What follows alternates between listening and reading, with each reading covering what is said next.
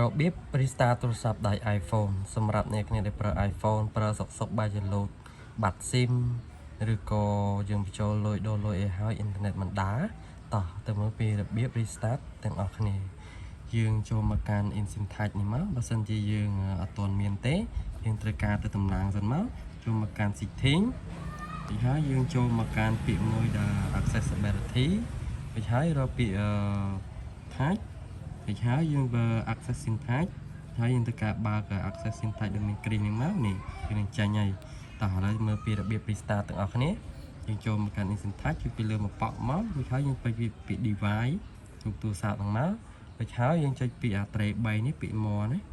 ពីហើយនេះយើងឃើញពី restart ហើយនេះយើងចុចពី restart ហ្នឹងមកពីហើយយើងចុចពី restart មួយទៀតនឹងធ្វើការបិទគ្រឿងហើយយើងមិនបាច់ចុចអីទេទុកបន្តិចទៅ iPhone នឹងធ្វើការបើកមកគ្រឿងខ្លួនឯងហើយយើងធ្វើការចុចប៉ក់មកអូខេប៉ុណ្ណឹងហើយរងចាំវាបន្តិចទៅវានឹងបើកមកដោយខ្លួនឯងនៅស្វ័យប្រវត្តិហើយសម្រាប់អ្នកគ្នាដែលប្រើសុកខ្វែង SIM ឬក៏បញ្ចូលលុយអីហើយអ៊ីនធឺណិតអត់ដើរអីធ្វើបែបនេះទៅនឹងដើរមកដំណើរការវិញធម្មតាហើយកុំភ្លេច follow for more